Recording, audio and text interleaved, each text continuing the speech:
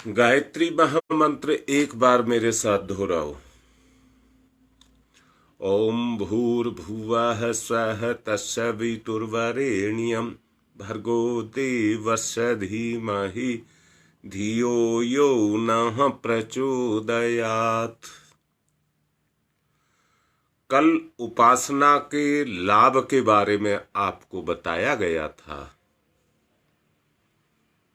एक बार पुनः निचोड़ को बता रहा हूं। लोक सम्मान, देवी अनुग्रह और आत्म संतोष, तीन लाभ जो इस गायत्री साधना को करते हैं उसको ईमानदारी से तीन लाभ मिलते ही मिलते हैं।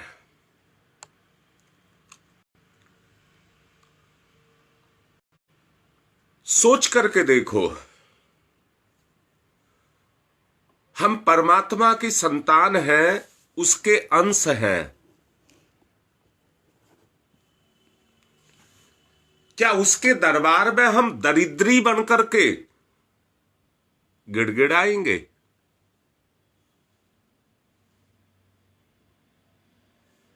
राजा का बेटा राजकुमार होता है,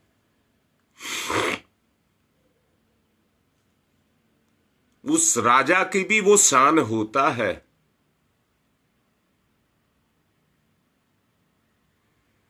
सारा दरबार उसका भी हुक्म मानता है।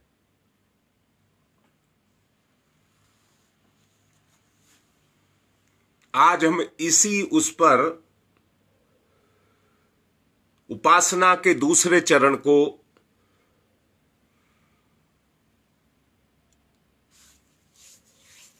आज साफ करेंगे, बोलेंगे, उस पर बात करेंगे। उपासना का ही दूसरा चरण है साधना। उपासना का ही दूसरा चरण है साधना। यानी कि जब उपासना पकती है तो वो साधना बनती है। जैसे लापरवाही, टालमटोल पकती है तो वो आलस्य बनता है।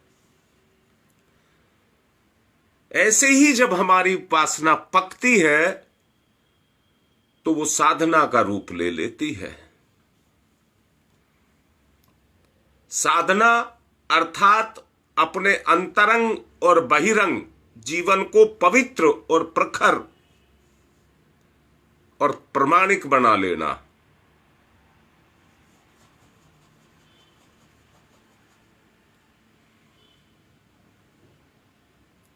मनुष्य एक प्रकार का पशु है। मैंने अभी पिछले दिनों, कुछ समय हो गया, तब मैंने बताया था जिसके अंदर आलस्य है वो पशुता है। काम के प्रति काम चोरी ही पशुता है। इंसान तो अपनी जिम्मेदारी को समझता है। ये मेरी जिम्मेदारी है, उसको पूर्ण होने के करने के लिए तत्पर रहता है। अगर वो तत्परता का गुण उसमें नहीं है तो पशुता उसके अंदर काम कर रही है। बहुत साफ साफ बोल रहा हूं। जितना जोश, आप देखिए ना, छोटे बच्चे उछल कूद करके चलते हैं। धीरे धीरे इस संसार में रह करके वो भी आलसी निकम्मे बन जाते हैं।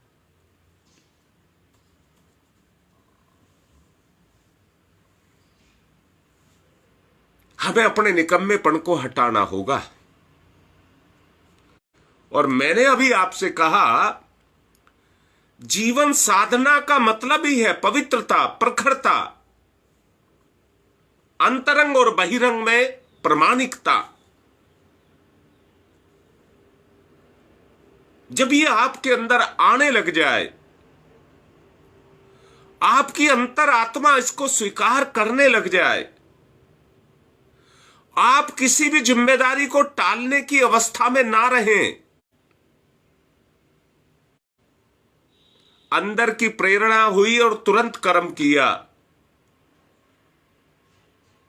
तो साधना का क्रम चल गया।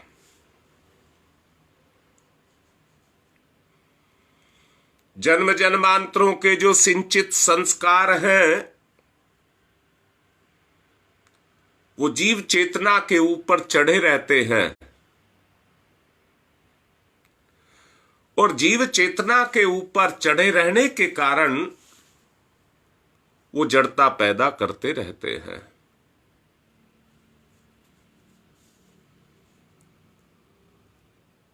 और हमारे अधिकांश आचरण पशुओं जैसे हो जाते हैं।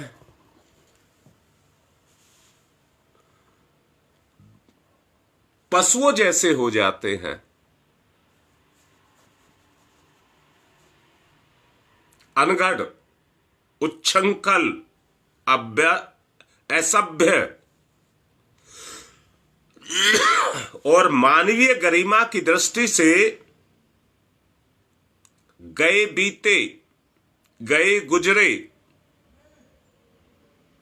वो आचरण हमारे में आ जाते हैं।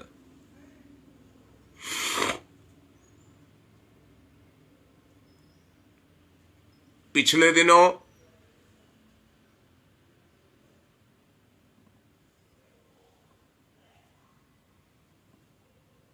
कुछ इस तरह के संस्कार अपने परिवार में बच्चों को दिए गए,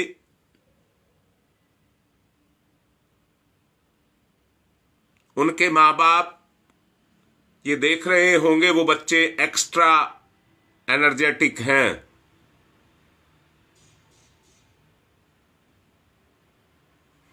थामने से नहीं थमते हैं।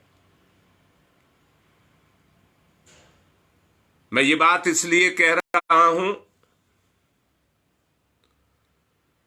कि उनकी ये ऊर्जा कहीं गलत रास्ते पर ना चली जाए। ये बच्चे हमारे लिए हमारे सौभाग्य का कारण बनेंगे।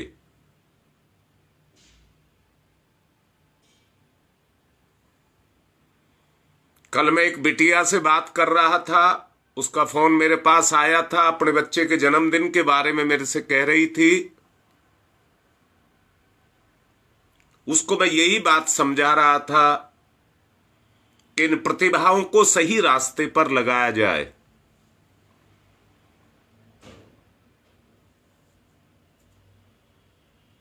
अब मैं ये कह रहा हूं कि साधना का जो क्रम मैंने अभी आपसे कहा, साधना अर्थात अपने आप को सुधारना और सुसंस्कृत बनाना, संकल्प पूर्वक कठोर प्रयास करना, यही साधना है। बसंत पंचमी से जिस प्रोग्राम अनुष्ठान की बात कर रहे हैं, अब संकल्प नहीं, अनुव्रत लिए जाएंगे, छोटे छोटे अनुव्रत, इस पशुता को छुटाने के लिए, क्योंकि ये चिपके हुए हैं।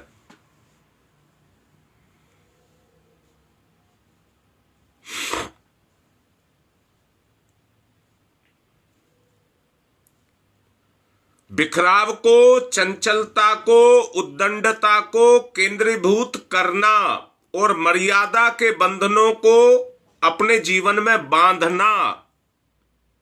जो बात मैंने अभी बिटिया के बारे में कही थी, जिससे बात रात को की थी, वो विचार मेरे मन में आया। एक तो लड़कियां हैं अभी लाइन पर, जिनके बच्चों को वो संस्कार दिए गए हैं,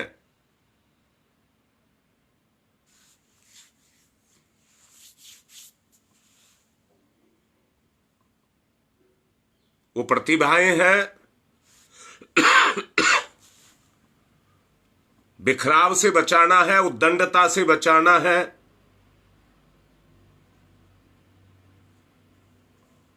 देखिए ना, सांप, बिच्छू, रीछ, बंदर, ये कितने अनगढ़ होते हैं।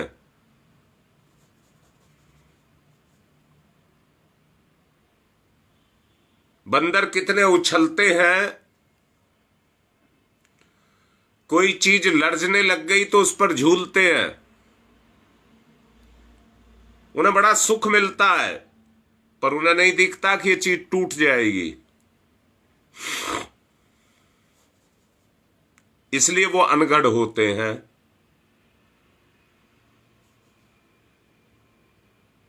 हमें बच्चों को भावनाशील, सबको भावनाशील बनाना है। नुकसान चाहे किसी का भी हो, हम ना कर पाए। जिस तरह से मदारी इनको साध करके अपनी आजीविका को कमाता है, अपना गुजारा करता है। सर्कस में रिंग मास्टर शेर से तरह तरह की कसरतें कराता है। हाथी, शेर, घोड़े, उनको साध करके उनके करतब दिखाता है, जिन्हें देख करके दर्शक दंग रह जाते हैं और अपनी जेब खाली करते हैं उनको देखने के लिए।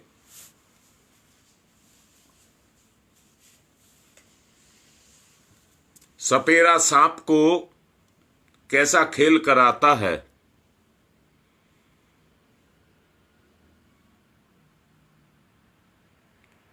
हमें संजोना होगा, अपने आप को, अपने परिवार को संजोना होगा। माली पौधों की काट छांट करता है, कलमे लगाता है, इतना सुंदर बनाता है और फल फूलों की तरह से अनेक प्रजातियां पैदा करता है। ऐसे माली प्रशंसा के पात्र बनते हैं। हमें भी अपने जीवन का ऐसे ही कलाकार, क्षेत्रज्ञ बनना चाहिए।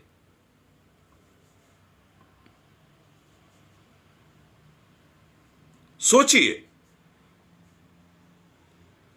जीवन क्षेत्र में उन कलाओं को हमें पैदा करना है जिनको देख करके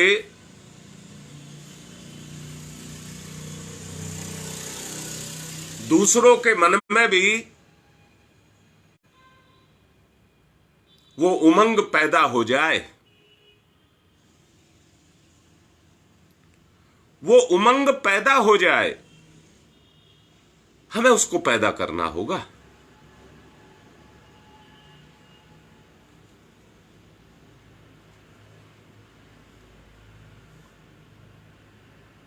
पर सुप्त पड़ी हुई हमारी चेतना अंतराल में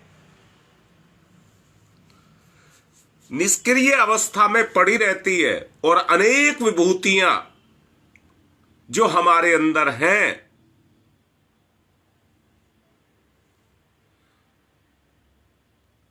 जिसके द्वारा हम अपनी प्रशंसा के पात्र और अपने जीवन के उद्धार के साधन बन सकते हैं, उन विभूतियों को हमको सजग और सक्षम बनाना होगा। संत, सज्जन, ऋषि, देवता, देवात्मा जिनको कहा जाता है, इसके लिए संयम अपनाना पड़ता है। परम पूज्य गुरुदेव ने 4 संयम बताए हैं।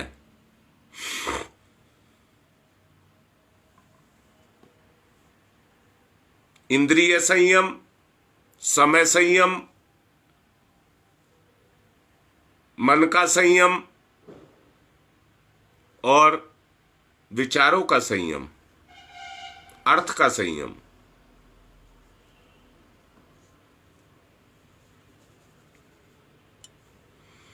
इसी नियम को अध्यात्म की भाषा में तप और साधना कहते हैं। तप की साधना कहते हैं।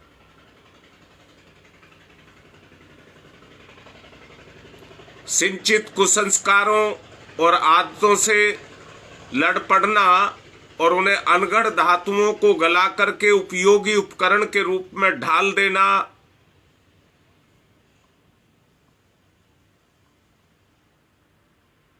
यही हमारा दायित्व है।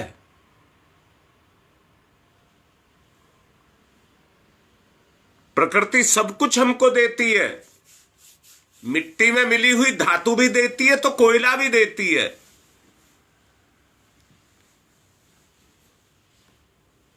शोधन की, परिशोधन की क्रिया इंसान को करनी पड़ती है। सब कुछ प्रकृति देती है, परिशोधन हमको करना होता है।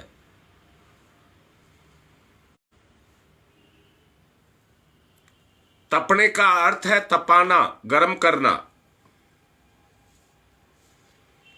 सिंचित कुसंस्कारों और आदतों से लड़ने और उन्हें अनगढ़ धातुओं से गलाकर उपयोगी उपकरण बनाने,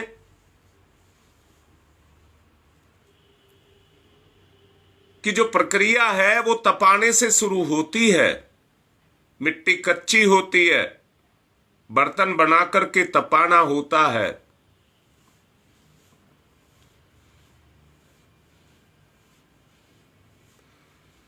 कच्ची मिट्टी के बर्तन बनते ही उनमें पानी उबालना, दूध उबालना, भोजन बनाना आदि कार्यों में उनसे काम लिया जा सकता है।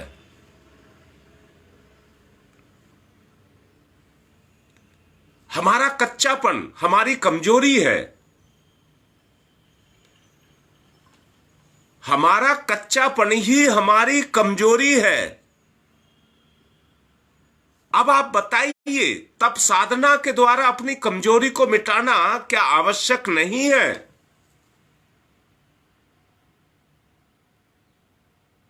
जीवन का उद्देश्य भी यही है, अपनी कमजोरियों को मिटाना।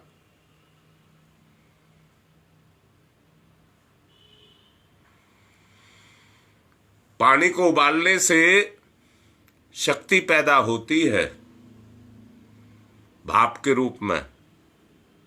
उसके बारे में ज्यादा कहने की आवश्यकता नहीं है, आप सब उसके जानकार हैं।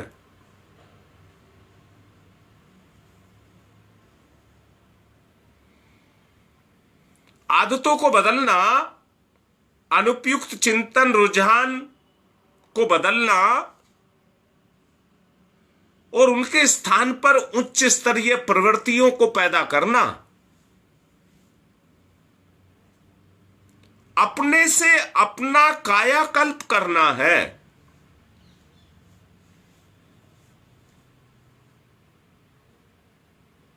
इसी को द्विज कहते हैं, दूसरा जन्म। इसी को जीवन का दूसरा जन्म कहते हैं, जो गुरु के हाथों होता है।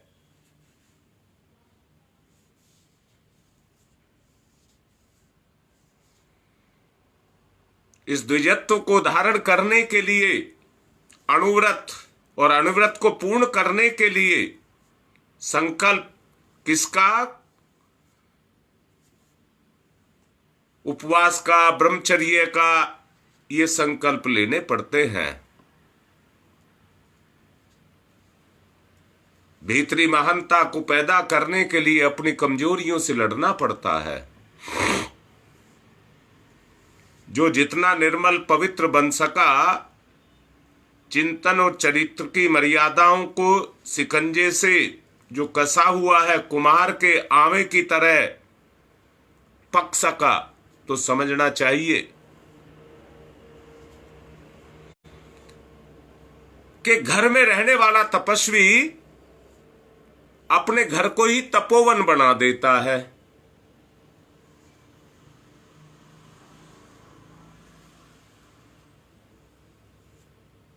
अपने घर को ही तपोवन बना देता है। तपोवन कहीं वो जंगलों में नहीं है। जहां भी उच्च स्तरीय सोच की आत्माएं अपने जीवन की साधना को करती है, वो स्थान उनकी तपोभूमि बन जाता है। अपने सज्जनतापूर्ण सृजन कार्यक्रम से न केवल अपने को बल्कि समूचे परिवार समाज जहां भी जाता है वहीं पर अपने प्रभाव को छोड़ता है। जितनी भी कमजोरियां हैं, कमियां हैं, बुराइयां हैं, कष्ट हैं, दोग हैं, जितने भी हैं वो सब निकलते हैं।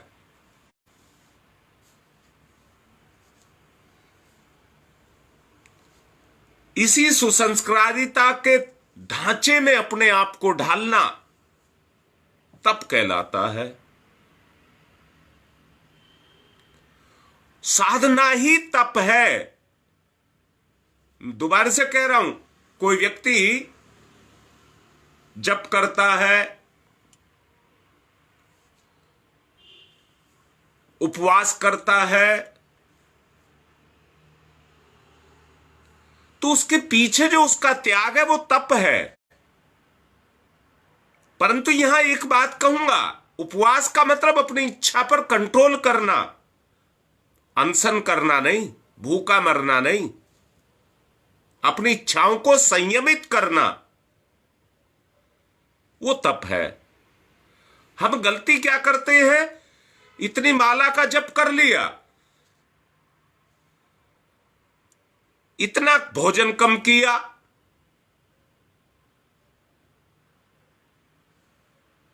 भोग विलास नहीं किया, तो हम इसको तप मान लेते हैं। परंतु ये साधना है। मैंने कहा है ईंट से दीवार बनती है, परंतु दीवार ईंट नहीं है, वो दीवार है।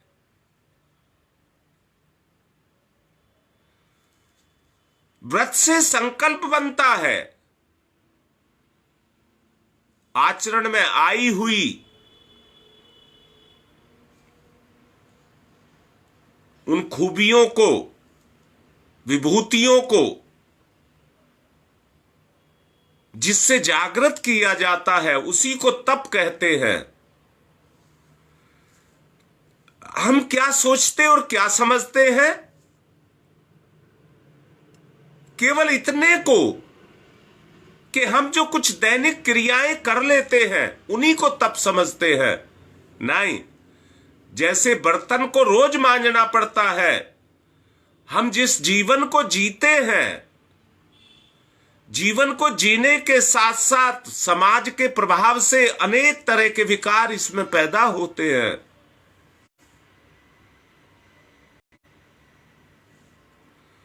आए हुए विचारों में विकारों को निकालना, अपने विचारों को गंदगी से छूने ना देना, अपने जीवन में अच्छे विचारों का सृजन करना और उन्हीं के साथ अपने आप को बांध करके रखना, यह ब्रह्मचर्य कहलाता है।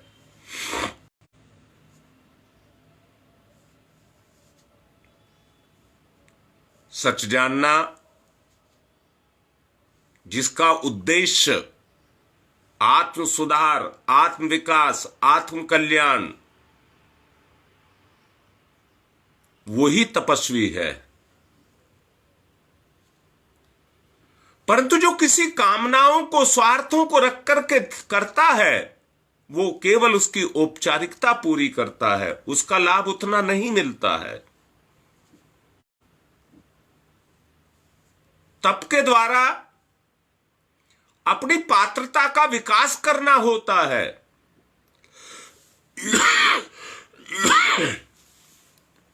पात्रता के द्वारा अपनी अंतरात्मा का परिष्कार होता है। पात्रता का अभिवर्धन करने के लिए सोच करके देखो, हमें साधना करनी चाहिए कि नहीं करनी चाहिए। मेरा उद्देश्य केवल एक है कि आपके मन में लग जाए, मैं अगर साधना नहीं कर रहा हूं तो मैं अपना बुरा कर रहा हूं और दिन काट रहा हूं।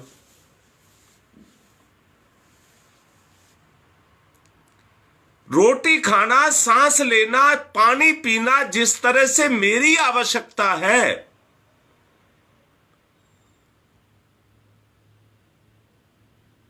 ठीक उसी तरह से उससे भी घोर आवश्यकता मेरे अंतरंग के परिष्कार करने की है। दोबारा से कहूंगा, जो अपने आप को इस उद्देश्य के लिए खपाएगा, लगाएगा, जितना निखार अपनी चेतना में लाता चला जाएगा, भवबंधनों से उतनी ही मुक्ति को पाता हुआ चला जाएगा।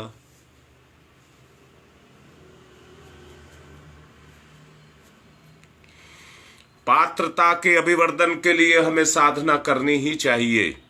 मैं फिर से कह रहा हूं, जब तक आपको मन से नहीं लगेगी, हमें साधना करनी ही चाहिए। ये आपके अंतरंग को छू जाए, आपकी अंतर चेतना उसको स्वीकार कर ले। जैसा मैंने अभी कुछ समय पहले बोला है, पशुता को छुटाना, उसके लिए आपको निर्धारण करना पड़ेगा। इतने बजे उठना है, इतने बजे नहाना है, इतने बजे जप करना है, इतने बजे यज्ञ करना है। अपने आप को समय से बांधना है, संयम से बांधना है।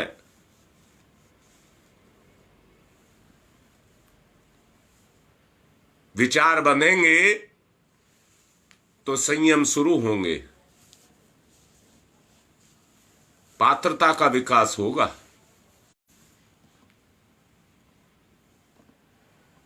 एक नीति को अपनाना पड़ेगा, सादा जीवन उच्च विचार। इस नीति को हमको अपनाना पड़ेगा। और क्या करना पड़ेगा? औसत, भारतीय स्तर का औसत। औसत से मतलब है गरीब से गरीब और अमीर से अमीर, दोनों को मिलाकर के बीच का ले लें।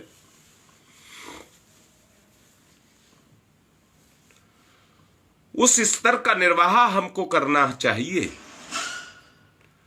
जो समय, धन, श्रम, चिंतन, इनकी बचत हो।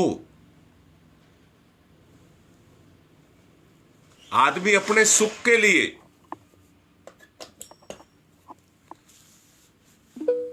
आदमी अपने सुख के लिए पता नहीं क्या क्या करता है।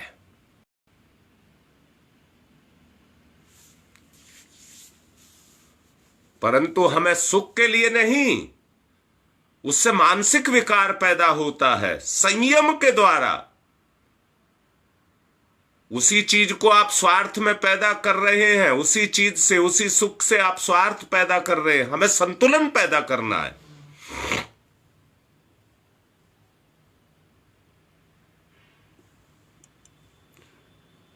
कटौती को विश्व के कल्याण के लिए, लोक मंगल के लिए उन कार्यों में लगाना चाहिए।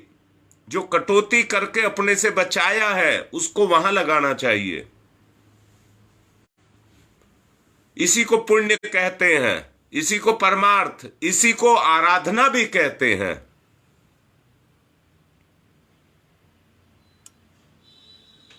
पात्रता को विकसित करने का यही एक रास्ता है। पात्रता को विकसित करने का एकमात्र यही रास्ता है। मैं पूछता हूं, कमरा अगर साफ है तो आंख को अच्छा लगता है। आचरण यदि साफ है तो मन को अच्छा लगता है। व्यवहार यदि पवित्र है तो वो अंतरात्मा को अच्छा लगता है।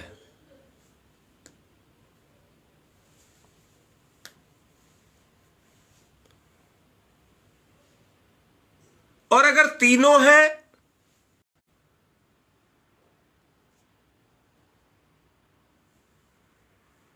तीनों पवित्र है, साफ है, तो जीव गदगद हो जाता है।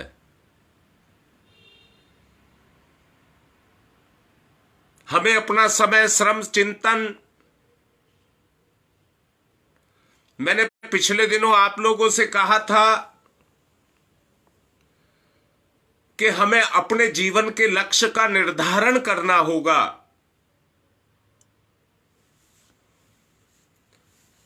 हमको अपने जीवन के लक्ष्य का निर्धारण करना होगा।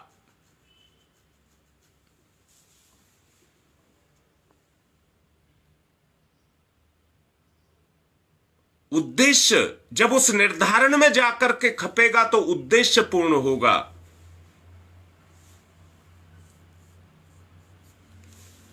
ऐसे ही अगर हम अपनी मानसिकता को रख करके अपने जीवन को जीते चले जा रहे हैं तो याद रखना, जीवन का जो लाभ आप लेना चाहते हैं अपनी इच्छा से, अपने मन से, अगर हम जी रहे हैं और उसमें कोई हमारा लक्ष्य नहीं है तो समझ लेना वो वास्तविक जीवन नहीं है। हमें जीवन के उन मूल्यों को, उस वास्तविकता को निकाल करके लेकर के आना है जो हमें हमारी मंजिल को दिखाए और हमें अपनी मंजिल पर पहुंचाए। उस मंजिल तक हमको जाना होगा।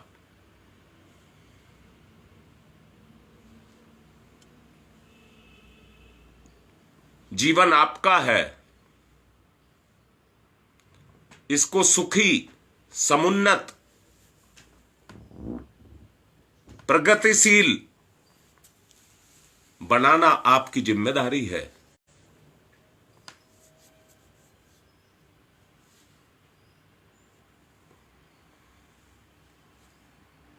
भगवान है इस दुनिया में,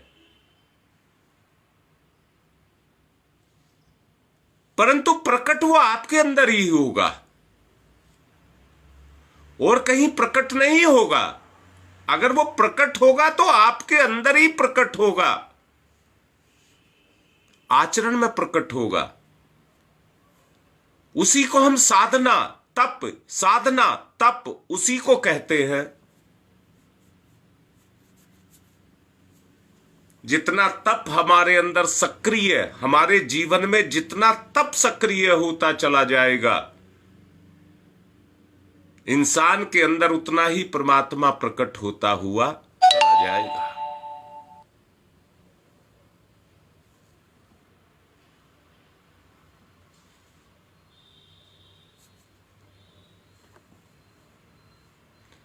आपको अपने आप को प्रकट करना है, उन अच्छाइयों को निकाल करके लेकर के आना जिन्होंने आपको दबा करके रखा हुआ है। दुनिया की कोई ताकत नहीं है जो आपको मोहताज कर दे। मैं फिर से कह रहा हूं, अभी मैंने शुरू में कहा था, राजा का बेटा राजकुमार होता है, वो किसी की चापलूसी और गिड़गिड़ाने का काम नहीं करता है। सारे दरबारी उसके चारों तरफ घूमते हैं, उसके आदेश को मानते हैं। प्रकृति की जितनी भी शक्तियां हैं वो ईश्वर से उत्पन्न हैं। हवा, पानी, आग, विचार, मन, ये सब चीजें प्रकृति से प्रकट हैं। ये आपके सेवक हैं, ये आपकी सहायता के लिए आपको मिले हैं।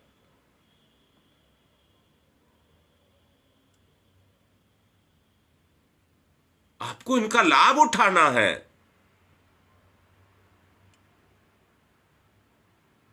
परंतु जब तक आप अपने आप को उस स्तर पर लेकर के नहीं जाएंगे, कुछ नहीं होगा। आपको करना पड़ेगा। आप आदेश तो करिए।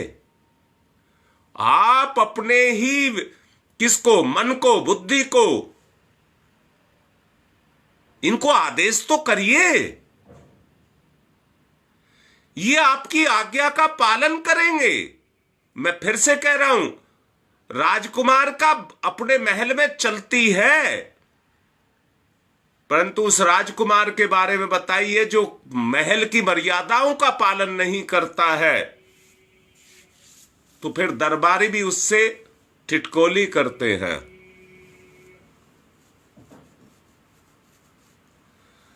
राजकुमार को भी सबसे पहले अपने राजमहल की मर्यादाओं का पालन करना होगा।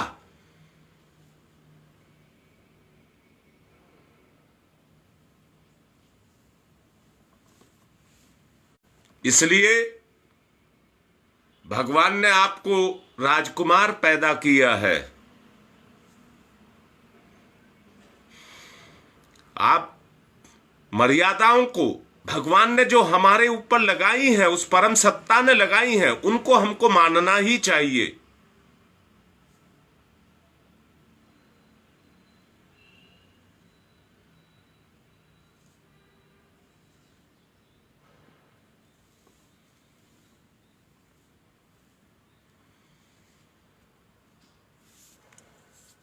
उस आचरण में अपने आप को बांधना और उस पर अपने आप को चलाना,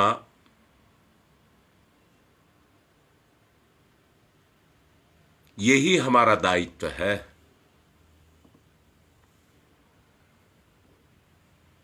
शिव विहार से सविता लिख रही है, प्रभुदत्त जी का आज जन्मदिन है और वो प्रार्थना लिख रही है कि उनको ढेर सारा आशीर्वाद दिया जाए। आप लोग भी जब जप करें, यज्ञ करें, तो उनके लिए आहुति दें, प्रार्थना करें। मेरा आशीर्वाद उनके साथ है। उनके उज्जवल भविष्य की कामना मैं करता हूं, वो अपने जीवन में बढ़ें।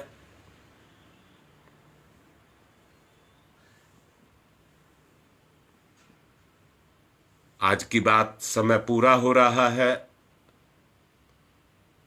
यहीं पर मैं पूर्ण कर रहा हूं। 70 का आंकड़ा छूते छूते रुक गया। अगर हम एक एक व्यक्ति को भी जोड़ें तो हर रोज दुगना हो जाए। शक्ति तभी पैदा होगी जब प्रवाह पैदा होगा। इसलिए ये गुरु कार्य मान करके चलिए। युग निर्माण करना है तो सबको जोड़ना पड़ेगा।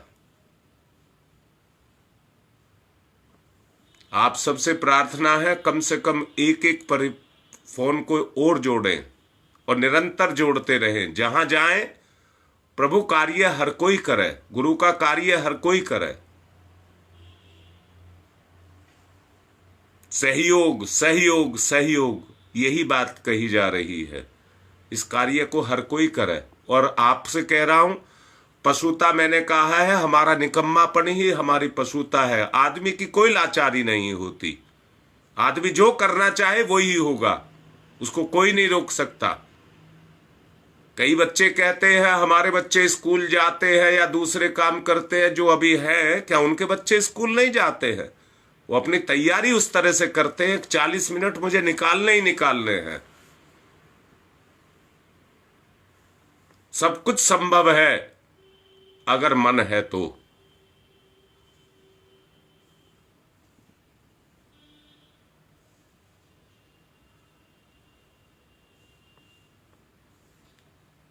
निवेदन कर रहा हूं, सब कम से कम जितने जोड़ सकते हैं जोड़ें और इस संख्या को बढ़ाएं।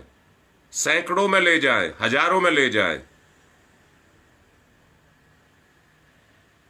इसको गुरु कार्य मान करके करना। आज की बात को यहीं विराम दे रहा हूं।